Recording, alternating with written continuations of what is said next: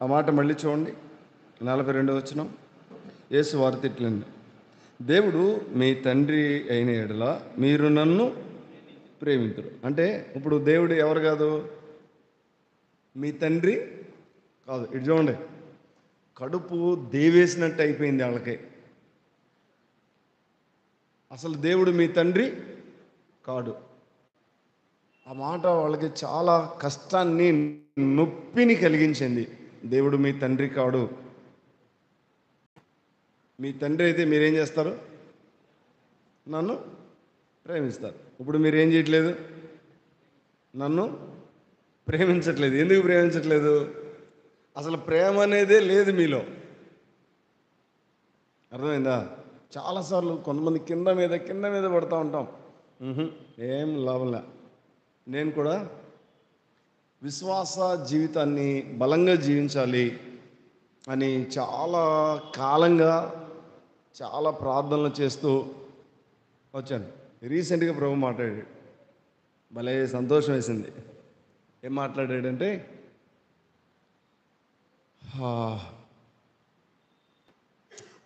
కొడుక, విశ్వాసాన్ని కలిగి ఉండాలని చాలా బలంగా ప్రయత్నం చేస్తున్నావు. విధేయత లేకుండా అసలు విశ్వాసాన్ని నేను ఇవ్వను. నువ్వు కలిగి ఉండాల్సిందేంటి? విధేయత. నేను ఇచ్చేదేంటి? విశ్వాసం. విశ్వాసం నీ స్వాధీనంలో ఉండదు. విశ్వాసం నీ స్వాధీనంలో ఉండదు. విశ్వాసం నా స్వాధీనంలో ఉంటుంది. నువ్వు విధేయత చూపిస్తే నేనేమిస్తాను? విశ్వాసాన్ని ఇస్తాను. దేవునికి లోబడి విధేయత చూపే కొలది దేవుడు విశ్వాసాన్ని ఇస్తాడు. ప్రభు నాతో మాట్లాడిన సంగతి నాకు చాలా దగ్గర ప్రియమైన దేవుని దాసునితో మాట్లాడితే ఆయన ఇలా అన్నాడు, అవును తమ్ముడు, అది వాస్తవం, ప్రభు నాతో కూడా మాట్లాడాడు అన్నాడు. ఏం మాట్లాడాడన్నా అంటే ఆయన ఇలా చెప్పాడు. ఆయన చెప్పిన కోణం భలే సంతోషం అనిపించింది. నువ్వు ఒక 10% విధేయత కలిగి ఉన్నావు అనుకో, దేవునికి ఓ 10% విశ్వాసాన్ని ఇస్తాడు. ఓ 20% విధేయత కలిగి ఉన్నావు అనుకో, ఏమిస్తాడు? ఓ 20% విశ్వాసాన్ని ఇస్తాడు. 50% విధేయత కలిగి ఉన్నావు అనుకో, ఎంత ఇస్తాడు? 50% విశ్వాసాన్ని ఇస్తాడు. 100% విధేయత కలిగి ఉన్నావు అనుకో, ఏమిస్తాడు? 100% విశ్వాసాన్ని ఇస్తాడు. ఆ విశ్వాసాన్ని గురించి పౌలు గారు అన్నాడు, కొండలను పెకిలించగల విశ్వాసం అన్నా. దేవుని పిల్లలమైన మన జీవితాల్లో ఈ భాగంలో మనం జ్ఞాపకం చేసుకుంటున్న ఒక ముఖ్యమైన తలంపు, అసలు మీలో ఏమి లేదు? ప్రేమే లేదు. నిజంగా దేవుడు మీ తండ్రి అయితే మీరేం చేస్తారు? నన్ను ప్రేమిస్తారు. వాళ్ళు ఏమంటున్నారు? చూడండి, వాళ్ళు ఏమంటున్నారు? కొద్ది మాటలు చూద్దాం. 39 చూడండి, 39వ వచనం. అందుకు వారు ఆయనతో, మా తండ్రి అబ్రహాము అండ్రి. యేసు, మీరు అబ్రహాము పిల్లలైతే అబ్రహాము చేసిన క్రియలను చేతురు. తర్వాత 41 చూడే, మీరు మీ తండ్రి క్రియలే చేయుచున్నారని వారితో చెప్పిన. అందుకు వారు, మేము వ్యభిచారం వలన పుట్టిన వరము కాము, దేవుడు ఒక్కడే మాకు తండ్రిని చెప్పగా. మీ తండ్రి క్రియలే చేస్తున్నారు మీరు అన్నాడు. అంటే వాళ్ళు అన్నారు మా తండ్రి అబ్రహాం అన్నారు. ఇప్పుడు రెండోసారి అన్నారు మా తండ్రి, దేవుడే మా తండ్రి అన్నారు. ప్రభు అన్నాడు, మీరు మీ తండ్రి క్రియలే చేస్తున్నారు అన్నాడు. అంటే ఇక్కడ ప్రభు యొక్క ఉద్దేశం ఏంటి? వాళ్ళ తండ్రి అంటే ఎవరు? చెప్పండి. వాళ్ళు అనుకుంటున్నట్టు ఆయన కాదు. ఎవరు? అపవాది. అది జీర్ణించుకోలేకపోయారు. అది కష్టం అనిపించింది వాళ్ళకి. మమ్మల్ని దెయ్య పిల్లలు అంటాడా ఆయన అని కదా, అపవాది పిల్లలు అని అన్నాడు. 44వ వచనం చూడండి, 44వ వచనం. మీరు మీ తండ్రి అపవాది సంబంధులు, మీ తండ్రి దురాశలను నెరవేర్చుకొని కోరుచున్నారు. ఆది నుండి వాడు నరహంతకుడైండి సత్యమందు నిలిచినవాడు కాడు, వాని యందు సత్యమే లేడు. వాడు అబద్ధం ఆడినప్పుడు తన స్వభావమును అనుసరించి మాట్లాడును. వాడు అబద్ధికుడును, అబద్ధమునకు జనకుడునై ఉన్నాడు అని ప్రభు చెప్పాడు. ఈ లేఖనాన్ని మనం జ్ఞాపకం చేసుకుంటా ఉన్నప్పుడు, అర్థం చేసుకుంటా ఉన్నప్పుడు, మీరు అపవాది పిల్లలు చాలా క్లియర్గా చెప్పాడు. వాళ్ళేమంటున్నారు? మేము అబ్రహాము పిల్లలం, దేవుని పిల్లలం. ప్రభు ఏమన్నాడు? మీరు అపవాది పిల్లలు. అపవాది పిల్లలు అనే మాట వారికి చాలా నొప్పిని కలిగించింది. వాస్తవం ఏంటి? మీరు నాకెళ్ళి చూడాలి, కొంచెం శ్రద్ధగా ఈ మాటలు వినాలి, అంత తొందరగా ఎక్కవు. మందిరం ఉంది, బలులు ఉన్నాయి, బలిపీఠం ఉంది, అర్పణలు ఉన్నాయి, యాజకులు ఉన్నారు, ధూపదీప నైవేద్యాలన్నీ ఉన్నాయి. ఇన్ని కలిగి ఇన్ని చేస్తున్న మేము దేవుని పిల్లలం కాకపోతే ఇంకెవరు దేవుని పిల్లలు? చెప్పండి, ఇంకెవరు దేవుని పిల్లలు? ప్రభు అంటాడు, అసలు మీరు దేవుని పిల్లలు కానే కారు. ఎందుకు ఈ మాట చెప్పాడు? రూట్ కాజ్ ఏంటి? ఏమి లేదు మీలో? చెప్పండి. ఏమి లేదు, అసలు ప్రేమే లేదు. ప్రేమ లేని కారణాన్ని బట్టి వారెవరో స్పష్టంగా చెప్పాడు ప్రభు. దేవుని పిల్లలమైన మనం ఈ సంగతులు ఆలోచన చేస్తూ ఉన్నప్పుడు దైవికమైన ప్రేమను మనం కలిగి ఉండాలనేది దేవుని ఆశ. పాత నిబంధన గ్రంథంలో 2 వచనాలు మీకు జ్ఞాపకం చేస్తాను. ద్వితీయోపదేశకాండం 6వ అధ్యాయం 5వ వచనం చూడండి. ద్వితీయోపదేశకాండం 6వ అధ్యాయం 5వ వచనం. త్వరగా.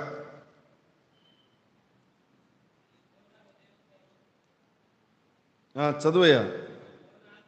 నీ పూర్ణాత్మతోనూ, నీ పూర్ణ హృదయంతోనూ, నీ పూర్ణ శక్తితోనూ నీ దేవుడిని యెహోవాను ప్రేమించాలి. ఇదిగో ఇటు చూడండి. ప్రేమించాలి అంటే ఎలా ప్రేమించాలి? పూర్ణాత్మతో, పూర్ణ శక్తితో, పూర్ణ బలముతో, పూర్ణ వివేకంతో, పూర్ణ జ్ఞానంతో. మరొక స్థలంలో రాయబడ్డ మాటలు ఇంకా చాలా స్థలాల్లో ఉన్నాయి. దానికి తక్కువైంది దేవుడు తీసుకోడు. ఇది మనకు అర్థం కాల. దానికి తక్కువైంది దేవుడు తీసుకోడు. ఎటు చూడండి. మీరు నాకెళ్ళి చూడాలి. దానికి తక్కువైంది ప్రభు తీసుకోడు. సహజంగా పూర్ణాత్మతో, పూర్ణ శక్తితో, పూర్ణ బలముతో మనం ప్రేమిస్తే పరిచర్య అంటే అందరం చేస్తాం, చిమ్మటానికి అందరం వస్తాం. ఎందుకని? ఇల్లు ఎవరిది? చక్కని పేర్లు రాస్తారు. హౌస్ ఆఫ్ గాడ్, దేవుని ఇల్లు. దేవుని ఇల్లు అంటే ఎవరు పని చేస్తారు? దేవుని పిల్లలు, అంతే. దేవుని ఇంట్లో ఎవరు ఉంటారు? దైవ పిల్లలు ఉండరు. ఎవరుంటారు? దేవుని పిల్లలు అద్భుతంగా పనిచేస్తారు. అయితే ఈ లేఖనాన్ని మనం జ్ఞాపకం చేసుకుంటా ఉన్నప్పుడు ప్రభు పిల్లలంగా ఇక్కడ ప్రభు జ్ఞాపకం చేస్తుంటాడు, నన్ను ప్రేమించాలి వాస్తవమే. కానీ ఈ 4 గంటలకి పూర్ణ హృదయం, అది కూడా హృదయంతో అనలా. ఎలా అన్నాడు? పూర్ణ హృదయంతో. ఏం చెప్పాడు? పూర్ణ ఆత్మతో, పూర్ణ జ్ఞానంతో, పూర్ణ వివేకంతో ప్రేమించాలి. మీరు చెప్పండి, నిజం చెప్పండి. ఇలా ప్రేమించే అనుభవాలు ఉన్నాయా మనకి? పూర్ణ ఆత్మతో, పూర్ణ జ్ఞానంతో, పూర్ణ వివేకంతో ప్రేమించే అనుభవాలు ఉన్నాయా? ఇలా ప్రేమించగలుగుతున్నావా?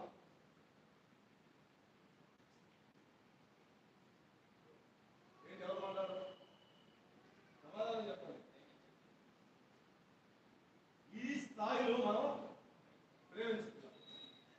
ప్రేమించట్లేదు కనుక దైవికమైన శక్తిని కానీ, ప్రభావాన్ని కానీ, బలాన్ని కానీ మనం అనుభవించవలసినంతగా అనుభవించట్లేదు. పరలోకానికి ఏ లోటు కాలేదు. మీకు నాకు కోరుకోవడం ఆత్మచేత దేవుడు నిన్ను నన్ను ఎందుకు నింపట్లేదు? ఆత్మచేత నిన్ను నన్ను దేవుడు ఎందుకు నడిపించట్లేదు? ఆత్మచేత జరగబోయే వాటిని దేవుడు నీకు నాకు ఎందుకు తెలియజేయట్లేదు అంటే మనం ఆయన ప్రేమించే దగ్గర ఫెయిల్ అయ్యాం. మీరు అంగీకరిస్తారా లేదా? చెప్పండి. ఖచ్చితంగా అంగీకరించాల్సిందే. నేనైతే ఒప్పుకుంటున్నా, ప్రభువా నిన్ను నేను ప్రేమించవలసినట్లుగా ప్రేమించట్లేదని ఇంకొక వాగ్దానం చేశాడు పాత నిబంధన గ్రంథంలో 5:10 ఉండి ఇక్కడే 5వ అధ్యాయం 10వ వచనం. నన్ను ప్రేమించి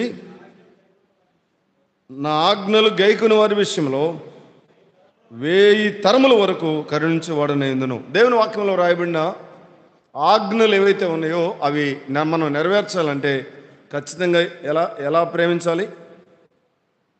ఇక్కడ ప్రేమించే వారికి ఏమిస్తానన్నాడు? 1000 తరాలు. ఎటు చూడండి, భూమి పుట్టింది మొదలుకొని 1000 తరాలు అయినాయా? చెప్పండి, అయినాయా? అవలా. ఆయన అంటాడు, అసలు మీరు పిచ్చి పిచ్చి పనులన్నీ చేస్తున్నారు, మీరు నన్ను ప్రేమించడం నేర్చుకోండి. మీరు నన్ను ప్రేమించడం నేర్చుకుంటే ఏం చేస్తాను? అద్భుతమైన కృప చూపిస్తాను. అద్భుతమైన కృప, 1000 తరముల వరకు నేను మిమ్మల్ని దీవిస్తాను, ఆశీర్వదిస్తాను అని ప్రభు చెప్పాడు. ప్రభు పిల్లలమైన మనం ఈ సంగతిలో ఆలోచన చేస్తూ ఉన్నప్పుడు మనం ప్రభుని ప్రేమించే దగ్గర ఒక విధంగా ఓడిపోయాం, ఫెయిల్ అయ్యాం. ప్రభువుకి తిరిగి జన్మించిన వ్యక్తులుగా చేయబడితే ఖచ్చితంగా ముందు వెనకబడిన ప్రభు తన ప్రేమ చేత నింపుతాడు. కొన్నిసార్లు గద్దిస్తాడు, కొడతాడు, శిక్ష విధిస్తాడు. ఆయన ఇటు అటు చేసైనా తన స్వరూపంలోనికి మనల్ని మారుస్తాడు. ప్రాబ్లం ఏంటంటే, సమస్య ఏంటంటే, నువ్వు ఆత్మ మూలంగా జన్మించిన అనుభవం నీకు లేకపోతే ఇది ప్రాబ్లం. నువ్వు తిరిగి పుట్టావా లేదా, ఇది పెద్ద సమస్య. ఎవరికి తెలిసిద్ది? నీకు తెలుసు, నీ దేవునికి తెలుసు, ఎవరికి తెలియదు. కాకపోతే కొన్ని కార్యాలను చూసి ఫలానా వ్యక్తి రక్షించబడ్డాడు, తిరిగి జన్మించాడు అని చెప్పుకోగలం. అయితే దేవుని వాక్యాన్ని మనం జ్ఞాపకం చేసుకుంటా ఉన్నప్పుడు లేఖనంలో ఉన్న ఒక గంభీరమైన సత్యాన్ని నేను మీకు జ్ఞాపకం చేయాలని ఇష్టపడతా ఉన్నాను. యోహాను సువార్తలో ప్రభు చెప్పాడు, చూడండి 13వ అధ్యాయం 23వ వచనం. త్వరగా 13:23 చూడండి. ఆయన శిష్యులతో యేసు ప్రేమించినప్పుడు ఇటు చూడండి, ఎక్కడ అనుకుంటున్నాడు? యేసు రొమ్మున. మనం నిజంగా ప్రభుని ప్రేమిస్తే ఎక్కడ అనుకుంటాం? చెప్పండి. ప్రకటన పరమగీతంలో ఒక మాట ఉంది, తన ప్రియుని మీద ఆనుకొని అరణ్య మార్గమున వచ్చుచున్నది యువతే అంటాడు. సంఘమే ప్రభువు పైన ఆనుకునే అనుభవం, ఆనుకునేటంత దగ్గరగా మనం చేరగలిగితే, రాగలిగితే నిజంగా ప్రభు సంతోషిస్తాడు, ప్రభు ఆనందిస్తాడు. 14వ అధ్యాయం 15వ వచనం చూడండి. 14:15 చూడండి. మీరు నన్ను ప్రేమించిన యెడల నా ఆజ్ఞలను గైకొందురు. మీరు నన్ను ప్రేమించిన యెడల నా ఆజ్ఞలను గైకొందురు. 14:23 కూడా చూడయా. 23. ఒకడు నన్ను ప్రేమించిన యెడల నా మాట గైకొన్ను, అప్పుడు నా తండ్రి వానిని ప్రేమించను, మేము వాని యొద్దకు వచ్చి వాని యొద్ద నివాసము చేతుము. నన్ను ప్రేమింపని వాడు నా మాటలు గైకొనడు. మీరు వినుచున్న మాట నా మాట కాదు, నన్ను పంపిన తండ్రిదే. తిరిగి జన్మించిన అనుభవాన్ని కలిగి ఉంటే ఎంత కష్టమైనా ప్రభుని ప్రేమిస్తాం, ప్రభుని ప్రేమిస్తాం. దేవుని పిల్లలమైన మనం మన విశ్వాస భక్తి జీవితంలో ప్రభుని ప్రేమించే ఒక దివ్యమైన అనుభవాన్ని మనం కలిగి ఉంటే ప్రభుతో కూడా యుగాయుగాలు మహిమలో ఉంటాం, ఆనందాన్ని, సంతోషాన్ని అనుభవిస్తాం. నీకు నాకు భవిష్యత్తు తెలియదు కనుక ఆయన ప్రేమించే పిల్లలంగా రేపేం జరగబోతుందో, కాసేపట్లో ఏం జరగబోతుందో దేవుడు ఆత్మ ద్వారా దాన్ని తెలియజేస్తాడు, ఆత్మ ద్వారా తెలియజేస్తాడు. ఒక సహోదరి, రక్షించబడిన చాలా భక్తి కలిగిన సహోదరి ఇంటికి వచ్చింది. ఇంటికి వస్తే ఇంట్లోకి వెళ్ళాలి, లోపలికి వెళ్ళాలి, బయట ఆగింది. బయట ఆగితే ఆత్మదేవుడు చెప్పాడు, నువ్వు లోపలికి వెళ్ళొద్దు, ఆగు అన్నాడు. ఆగు అంటే ఆమె దేవుని స్వరానికి లోబడి ఆగింది. ప్రభు వెళ్ళమన్న వరకు వెళ్ళకుండా ఆగింది. చాలాసేపు ఆగింది. ఆగిన తర్వాత ప్రభు అన్నాడు, ఇప్పుడు లోపలికి వెళ్ళి అన్నాడు. లోపలికి వెళ్ళి చూస్తే ఇటు చూడండి, వినపడుతున్నాయి మీకు? లోపలికి వెళ్ళి చూస్తే దిండులన్నీ చించేసి, సోఫాలు అన్నీ చించేసి, అస్సలు ఇల్లు ఎట్లా ఉందంటే దారుణాతి దారుణంగా ఉంది. ఒక్క మనిషి లేడు, వేసిన తాళాలు వేసినట్లే ఉన్నాయి. నేను మిమ్మల్ని అడుగుతున్నా ప్రశ్న, నేను జవాబు ఏం చెప్పను. ఆ పని ఎవరు చేసి ఉంటారు? ఎవరు చేసి ఉంటారు?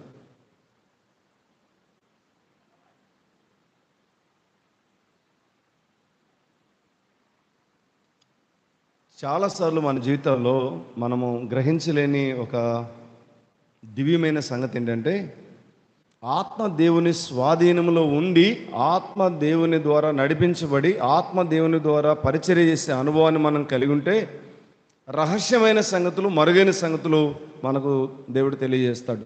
అది ఆయన పిల్లలకి. లేఖనంలో మనం జ్ఞాపకం చేసుకుంటూ ఉంటే, ఆయన మాట విన్న అనుభవం, ఆయన మాట వినే అనుభవం, ఆయన ఎంత కష్టమైన పని చెప్పినా దాన్ని చేయటానికి ఇష్టపడే మనసు కలిగి ఉంటే, ఇక్కడే నేను ధైర్యంగా చెప్పలేను, ధైర్యంగా చెప్పలేను. ఎందుకు ధైర్యంగా చెప్పలేనంటే, ఎంత కష్టమైందైనా చేయటానికి ఇష్టపడే వ్యక్తిగా నేనుంటే, సహజంగా కొంతమంది పౌరులకి, అమెరికాలో జీవించే పౌరులకి కొన్ని కార్డులు ఉంటాయి. గ్రీన్ కార్డ్ అని, ఇంకో కార్డు అని, ఇంకో కార్డు అని, కదా, ఉంటాయా లేవా? ఉంటాయి. అంటే ఆ కార్డు ఉన్నవాడికి అక్కడ అన్ని ఫెసిలిటీస్ ఉంటాయి.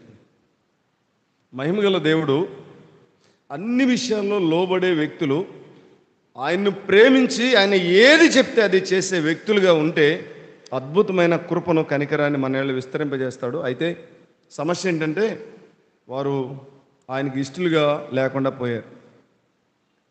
ఈ లేఖనంలో కొన్ని మాటలు నేను మీకు జ్ఞాపకం చేయాలని ఇష్టపడతా ఉన్నా.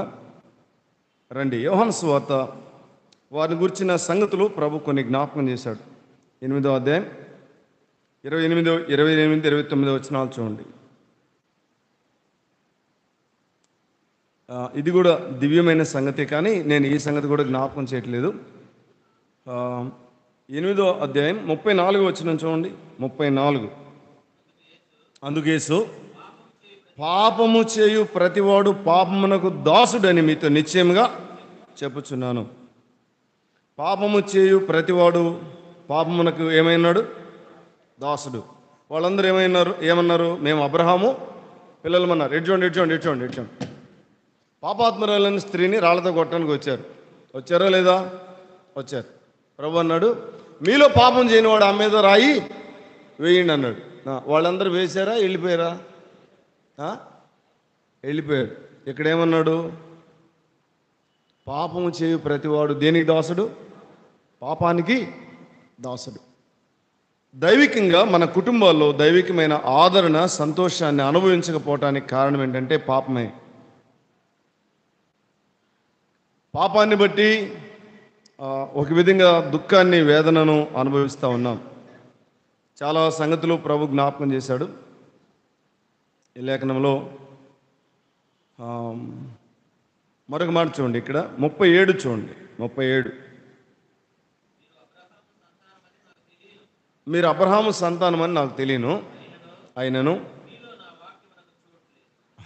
మీలో నా వాక్యమునకు ఏం లేదు, చోట్లేదు. అబ్రహాము సంతానమని నాకు తెలియను. దీనిపైన అయితే చాలా విస్తారమైన లేఖనాలు మనం గమనించగలం, లేఖనాల్లో, వాక్యంలో. కానీ ఏమి లేదు మీలో. చెప్పండి అమ్మా.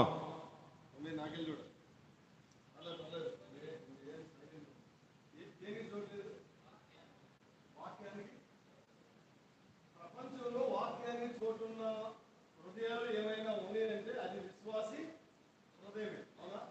విశ్వాస హృదయంలోనే వాక్యానికి చోటు లేకపోతే ఇంకా వాక్యం ఎక్కడే పడుతుంది? వాక్యమే ప్రభు కదా. విశ్వాస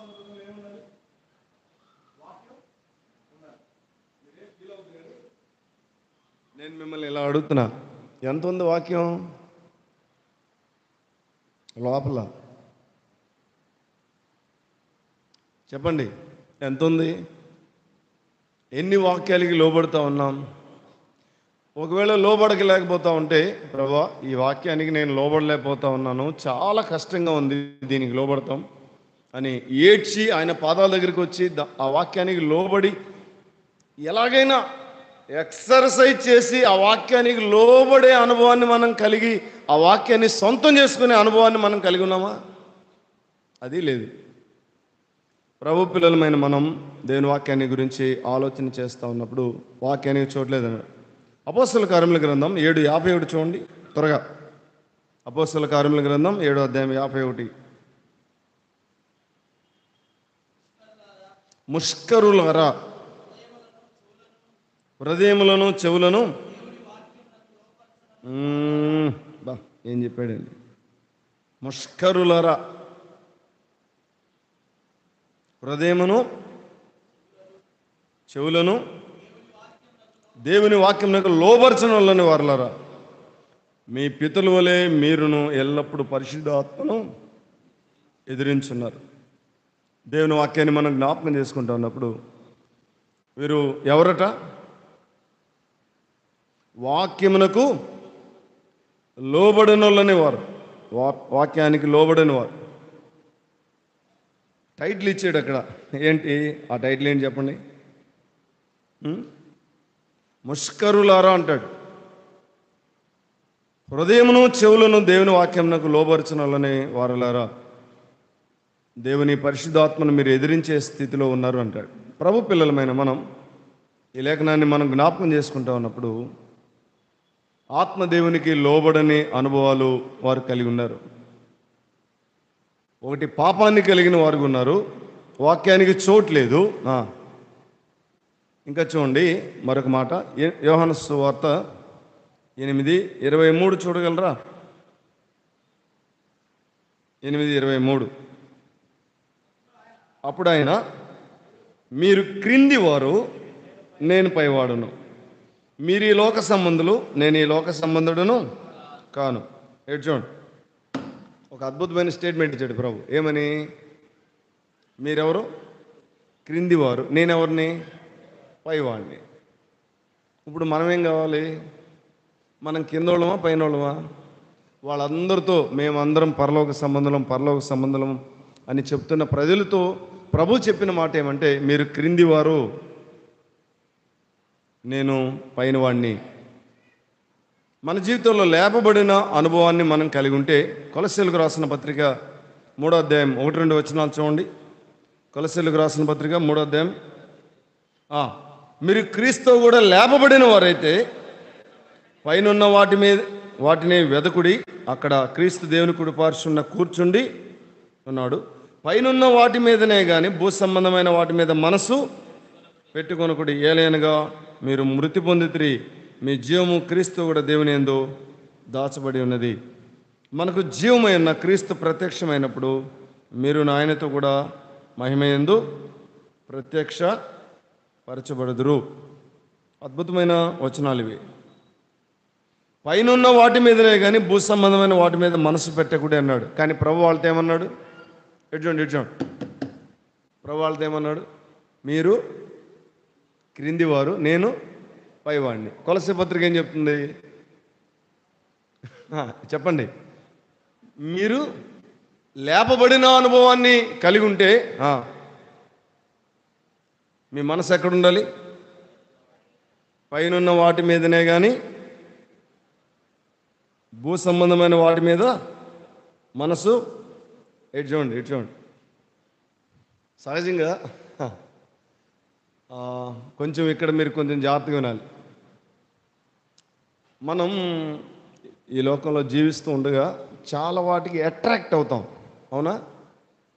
ఇటు చూడండి, నాకెళ్ళి చూడండి, జాగ్రత్త వాక్యం, సరేనా? ఏమవుతాం? అడిగేదానికి సమాధానం చెప్పండి. ఏమవుతాం?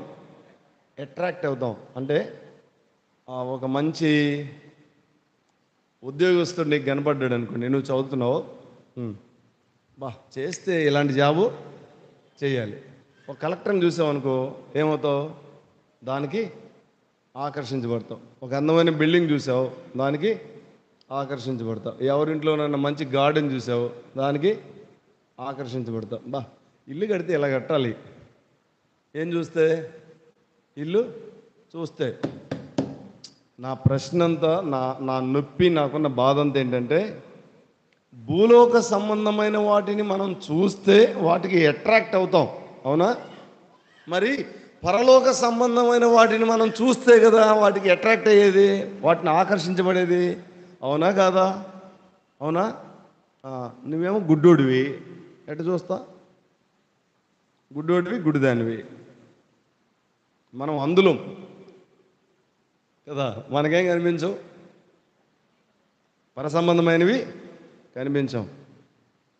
అందుకే ఆయన అన్నాడు, నా దగ్గర కాటుకుంది కొను, నీ గురుడితనం పోనట్లు అని. దేవుని వాక్యాన్ని మనం జ్ఞాపకం చేసుకుంటా ఉన్నప్పుడు భూ సంబంధమైన వాటన్నిటినీ మనం దేనికి అట్రాక్ట్ అయ్యి మన మనసు ఆకర్షించబడతామో దాన్ని సంపాదించడానికి ఇష్టపడతాం. కొందరు బంగారాన్ని చూస్తారు, ఎవరి మెడలోనో ఏదో చూస్తారు. నేను మొన్నే ఇద్దరు సోదరులు మాట్లాడుకుంటా ఉంటే చూశాను. చాలా నవ్వు వచ్చింది, ఎందుకంటే వాళ్ళిద్దరు మా ఇంట్లో వాళ్ళే. ఒక ఆమె మెడలో ఇంతలా ఉంది చైను, ఈమె తీసి ఆ చైన్ చూసి, అబ్బా చాలా బాగుంది, ఎప్పుడు చేయించామంటే, అదేంటక్క పెళ్ళి కాకముందే ఉంది, అమ్మ నాన్న పెట్టారు, అప్పటి నుంచే ఉంది, మరి ఇప్పుడు వేసుకోలేదు నువ్వు అంటే, ఏంటి బాగుందా అంది. బాగుందా అంది. చాలా బాగుంది అంది. ఎందుకు ఎంత అయింది అంటే 2 లక్షల చిల్లర అయిందంట. ఈమెని ఏం ఆకర్షించింది? అది ఒంటిపేట తవడే, అది ఎంత గొడ్డు పొలుపులాగా ఉంది, చాలా బలంగా, చాలా పెద్దగా ఉంది, దానికి ఆకర్షించబడింది. నేను అంటాను, ఈ లోకంలో నువ్వు ఏం చూస్తే దానికి ఆకర్షించబడుతున్నావో, దేవుని ఆశ ఏంటంటే పరలోక సంబంధమైన వాటిని మనం చూడాలి, వాటికి మనం ఆకర్షించబడాలి, ఆ స్వరూపంలోనికి మనం ఎదగాలి. చాలా మాటలు ఉన్నాయి కొత్త నిబంధన గ్రంథంలో. అయితే ఇక్కడ జ్ఞాపకం చేసిన మాటలు ఒక్కొక్కటి జ్ఞాపకం చేసి వెళ్ళాలని నేను ఇష్టపడ్డాను. దేవుని పిల్లలమైన మనం దేవుని వాక్యాన్ని మనం జ్ఞాపకం చేసుకుంటా ఉన్నప్పుడు ప్రభు చాలా క్లియర్గా మాట్లాడాడు. భూ సంబంధమైన వాటిపైన మీ మనసు పెట్టుకొనుకోడి. ఎక్కడ పెట్టాలి మీ మనసు? పరలోక సంబంధమైన వాటిపైనే మీ మనసు పెట్టండి. అయితే పరలోక సంబంధమైన వాటిపైన మనం మనసు పెట్టే అనుభవాన్ని మనం కలిగి ఉండాలి. మన జీవితాల్లో ఆయనకు అన్ని విషయాల్లో లోబడాలి, విధేయత చూపాలి. 8వ అధ్యాయం 14 వచ్చిన చూడండి. 8:14 యోహాను సువార్త 8:14. యేసు, నేను ఎక్కడి నుండి వచ్చితునో ఎక్కడికి వెళ్ళుదునో నేను ఎరుగుదును గనుక నన్ను గురించి నేను సాక్ష్యము చెప్పుకునేనను, నా సాక్ష్యం సత్యమే. నేను ఎక్కడి నుండి వచ్చుచున్నానో ఎక్కడికి వెళ్ళుచున్నానో మీరు ఎరుగరు. ఎటు చూడండి, ప్రభువును గూర్చిన సంగతి మనం ఎరుగుదుమా ఎరగమా? ఎవరు ఎరుగుతారు చెప్పండి? ఎవరు ఎరుగుతారు? ఆయన పిల్లలు ఎరుగుతారు. లేఖనంలో చాలా మాటలు మనం జ్ఞాపకం చేయొచ్చు, కానీ ఒక మాట జ్ఞాపకం చేస్తాను. ఆదికాండం 18:17 చూడండి. ఆదికాండం 18వ అధ్యాయం 17 వచనం త్వరగా. అప్పుడు యెహోవా, నేను చేయబో కార్యము అబ్రహామునకు దాచేదనా అన్నాడు. చూడండి బా, నాకు ఇదైతే ఎంత సంతోషాన్ని కలిగించిందో. చూడండి, దేవుడు అంటున్న మాట ఏంటంటే, నేను చేయబోయే కార్యాన్ని అబ్రహామునకు దాస్తానా. చూడండి, నా జీవితాల్లో దేవుడు ఏదైనా కార్యం చేయబోతూ ఉంటే ఖచ్చితంగా దేవుడు దాన్ని తెలియజేస్తాడు. మన జీవితంలో చేసేది కాదు అసలు. దేవుడు చెప్పిన మాట ఏంటంటే, ఇక్కడ నేను చేయబోయే కార్యాన్ని నీకు దాస్తానా అన్నాడు. అర్థమైందా? అంటే దేవుడు చేయబోయే కార్యాన్ని ఎవరికి దాయుడట? అబ్రహామునకు దాయుడు. అంటే ఏం చేస్తాడు? వెళ్ళబోతున్నాడు. ఏం చేయడానికి? సొదొమ గొమొర్రాలను కాల్చివేయడానికి వెళ్ళబోతున్నాడు. వెళ్ళబోతూ అబ్రహాముతో మాట్లాడి అబ్రహాముకు ఆ సంగతి చెప్పి వెళ్తుంటే ఇంక ఈయన బతినాటం మొదలుపెట్టాడు. ప్రభువా, 100 మంది 50 మంది ఉంటే కాపాడువా. ఇంకా 45కి వచ్చాడు, 40కి వచ్చాడు, 30కి వచ్చాడు. 10కి వచ్చిన తర్వాత అడగటానికి ఇంకా మనసు లేకుండా పోయింది. 10 మంది అన్నా ఉండరా అనుకున్నాడు, కానీ అడగలేకపోయాడు. ఒకవేళ దానికి మించి కూడా కొంతమంది దేవుని దాసులు, నేను కొన్ని పుస్తకాలు చదివాను, ఇలా అన్నారు. ఏమన్నారంటే, ఒకవేళ దేవుణ్ణి ఇంకా ప్రభువా ఇద్దరున్నా కాపాడవా అని అడుగుంటే దేవుడు సరే అని ఉండేవాడు. అబ్రహాం మాట కాదని ఉండేవాడు కాదు. కానీ అబ్రహాం అడగలేకపోయాడు. అబ్రహాంకి ఇంకా నోరు రాలేదు. అబ్రహాము మనసులో ఉన్నది దేవునికి తెలుసు కనుక నేను లోతును కాపాడుతానని అబ్రహాముకి ధైర్యం చెప్పి వెళ్ళాడు. అయితే ఇక్కడ మనం గమనించే మాట ఏంటంటే, మీరు నిజంగా దేవుని పిల్లలే అయితే దేవుడు చెయ్యబోయేది మనకు దాచిపెట్టడు. ఏం చేయడు? దాచిపెట్టడు. దాచిపెడతాడా? దాచిపెట్టడు. ఖచ్చితంగా ఏం చేస్తాడు? ఖచ్చితంగా తెలియజేస్తాడు. ఒకసారి నేను అంటే కొన్ని చిన్న చిన్న కార్యాలే ప్రభు ఇచ్చిన జ్ఞానాన్ని బట్టి వాటిని జ్ఞాపకం చేస్తూ ఉన్నా. ప్రార్థన చేసుకొని వస్తూ ఉంటే మాకు అప్పుడు మీటింగ్స్ ఉన్నాయి. ఆ మీటింగ్స్ వరకు కొంచెం భారంగా ప్రార్థన చేస్తూ ఉన్నాం. ప్రార్థన చేసి నేను వస్తూ ఉన్నా. సైమన్ హడావుడిగా వెళ్తూ ఉన్నాడు. కరెక్ట్గా రోడ్లో నాకు అడ్డం తగిలాడు. తను ఇటు అడ్డం వెళ్ళిపోతున్నాడు, నేను ఇటు వెళ్ళిపోతున్నా. ఆగాను. ఎరా ఎక్కడికి వెళ్తున్నావు అన్నా. చాలా అర్జెంట్ పని అన్నయ్య అన్నాడు. ఏసీ ఫిలిం ఫెయిల్ అయిందా అన్నా. వాడు షాక్ అయిపోయి వెళ్ళేవాడు ఆగి నీకెట్ట తెలుసు అన్నాడు. పోస్టర్లు ప్రింట్ వేస్తున్నాడు. అది ఫిలిం ఫెయిల్ అయిందా అన్నా. నీకెలా తెలుసు అన్నాడు. ప్రార్థన చేస్తూ ఉంటే ప్రభు ఆ సంగతి చూపించాడులే వీళ్ళన్నా. వాడు ముందుకు నడుస్తా వెనక్కి తిరిగి ఎటు చూసుకుంటూ వెళ్తున్నాడు. నాకు కూడా కొంచెం ఆ సంతోషం అనిపించింది. దేవుని పిల్లలమైన మన విశ్వాస జీవితంలో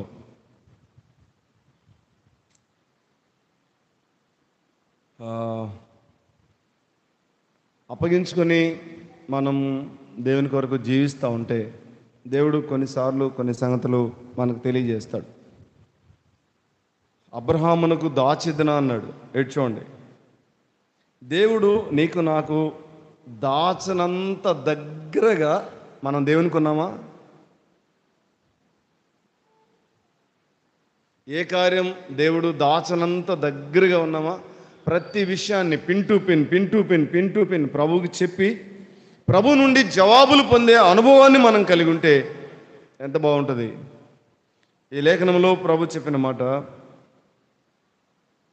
మీరు ఎరుగురు అన్నాడు. 19వ వచనం కూడా చూడండి.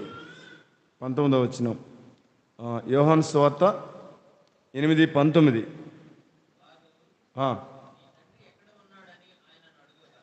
నీ తండ్రి ఎక్కడున్నాడని అడుగగా యేసు, మీరు నన్నైనను నా తండ్రినైనను ఎరుగరు, నన్ను ఎరిగి ఉంటిరా నా తండ్రిని కూడా ఎరిగి ఉందిరని వారితో చెప్పాను. మరి ఎవరిని ఆరాధన చేస్తున్నారు? ఎడ్జోండి మీకేమైనా అర్థమవుతుందా ఇది?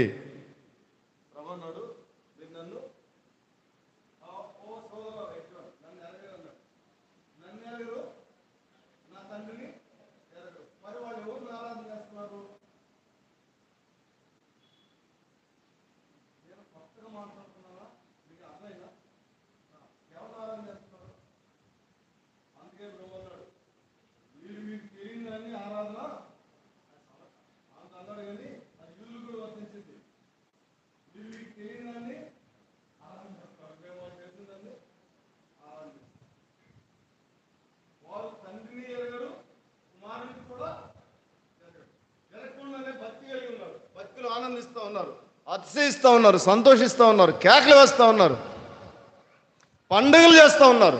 అందుకే ప్రభు యెరూషలేమును చూసి, ఇంకా కొద్ది దినాలు అప్పగించబడతాడు ఆయన.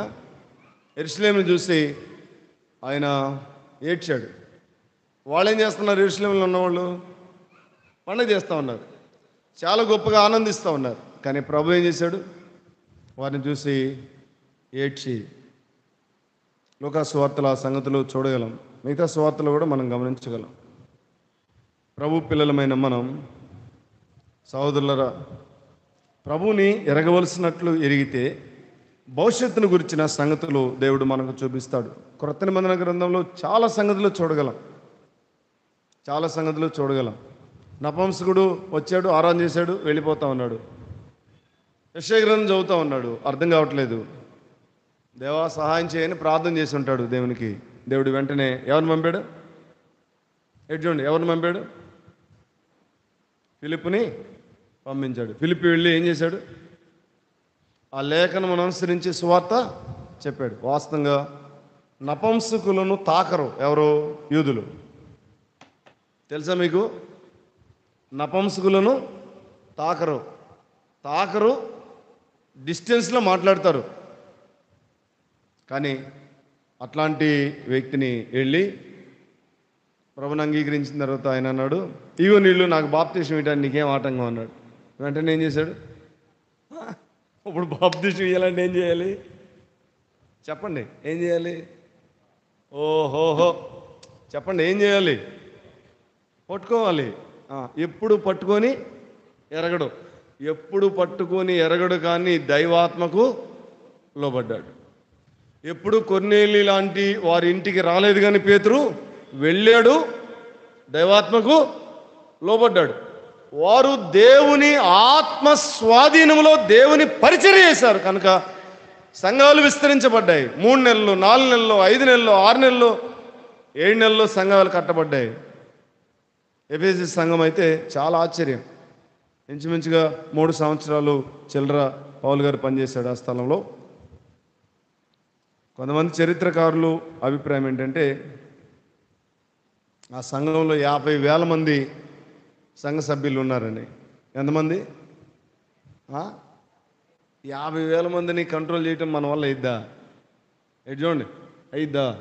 మన వల్ల కాదు, కానీ ఎవరి వల్ల అయింది? పరిశుద్ధాత్మ దేవుని వల్ల అవుతుంది. ఆయన కంట్రోల్ చేయగలడు. ఆయన